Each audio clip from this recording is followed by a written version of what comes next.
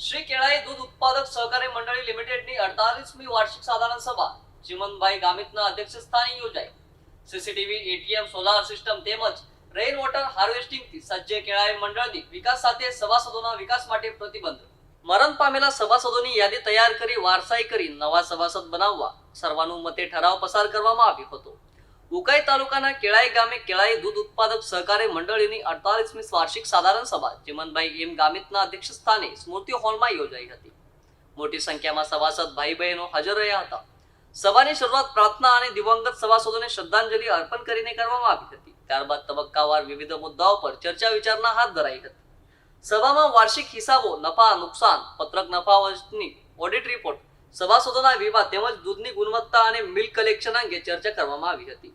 સતત દૂધ બંધ હોય તેવા સભાસદોને રદ કરી નવા સભાસદો બનાવવા બાબતે પણ નિર્ણય લેવાયો હતો। મંડળીના વિકાસલક્ષી કામોનું આયોજન તથા વર્ષ 2025-26ના શ્રેષ્ઠ સભાસદોનું સન્માન કરવામાં આવ્યું હતું। ગામના યુવાઓ સરકારી નોકરીમાં વધુ સફળ થાય તે માટે લાઇબ્રેરી બનાવવા ઠરાવ પણ કરવામાં આવ્યો હતો। સભામાં ભવિષ્યમાં મંડળીની વધુ પ્રગતિ અને આધુનિક સુવિધાઓ વધારવા અંગે પણ સૂચનો રજૂ કરવામાં આવ્યા હતા। આ પ્રસંગે મંડળીના આગેવાનો, સરપંચ, ગ્રામ પંચાયતના સભ્યો તેમજ મોટી સંખ્યામાં ગ્રામજનો મોટી સંખ્યામાં ઉપસ્થિત રહ્યા હતા। દીપકાબેન યાકુબ ગામિત કેલાઈ દૂધ ઉત્પાદક સહકારી મંડળીમાં સપ્ટેમ્બર 2020થી મંત્રી તરીકે ફરજ બજાવું છું। સભાસદોના સહકારથી સતત દૂધ ઉત્પાદનમાં ટંકે 400 લીટર પરથી 1000 લીટર સુધી પહોંચાડી શક્યા છે। તમામ કમિટી સભ્યોના દીર્ઘદ્રષ્ટિ થતાં વિકાસલક્ષી આયોજન થકી અમારા કાર્યકાળ દરમિયાન સ્મૃતિ હોલ, ભૂગર્ભ drainage line, store room, kitchen shed બાંધકામ, સોલાર સિસ્ટમ, ફાયર સેફ્ટી સુવિધા, ફર્નિચર વોલ, કબાટ, રેઇન વોટર હાર્વેસ્ટિંગ, જાહેર શૌચાલય બાંધકામ, સુરત ડિસ્ટ્રિક્ટ કોઓપરેટિવ બેંકના એટીએમ ઉપલબ્ધ કરાવી શક્યા। આવનાર દિવસોમાં ઠંડા પાણીની પરબ, લાઇબ્રેરી કમ્પાઉન્ડ વોલ, ગેટ સાથેના બાંધકામ તથા તારીખ 5/12/28ના રોજ સુવર્ણ જયંતિ ઉજવવાનું લક્ષ્યાંક છે।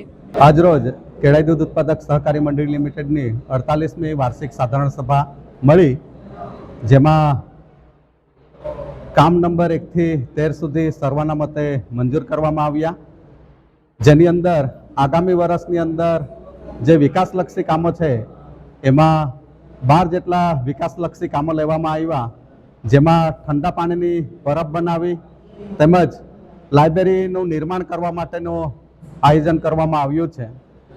સ્વર્ગવાસ દેવદાસભાઈ રામુભાઈ ગામિત સ્મૃતિ હોલની અંદર લાઇબ્રેરી કામચલાઉ ધોરણે કાર્યરત છે।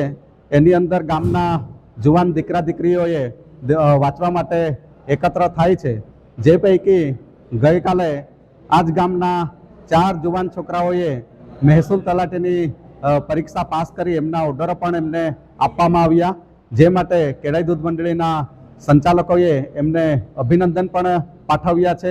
એક જુવાન છોકરાએ પોલીસની અંદર પરીક્ષા પાસ કરી આવનાર દિવસોની અંદર આ દૂધ મંડળી માત્ર દૂધના વ્યવસાય સાથે નહીં પણ સામાજિક ઉત્થાનને માટે આગળની દિશામાં વધી રહી છે અને સારામાં સારી મંડળી થકી એક લાઇબ્રેરી નિર્માણ કરવા જઈ રહી છે, જેની અંદર જીપીએસસી, યુપીએસસીના પુસ્તકો પણ પ્રાપ્ત થાય અને વિદ્યાર્થીઓ મોટી સંખ્યામાં અહીં બેસી અભ્યાસ કરે અને પોતાની કારકિર્દી વધારે એ માટેનું એ દિશાની અંદર આ મંડળી કાર્ય માટે આગળ વધી રહી છે। સાથે 2028ની અંદર જ્યારે મંડળીના 50 વર્ષ પૂરા થાય છે ત્યારે સુવર્ણ જયંતિ ઉજવવાનો પણ નક્કી કરવામાં આવ્યો છે।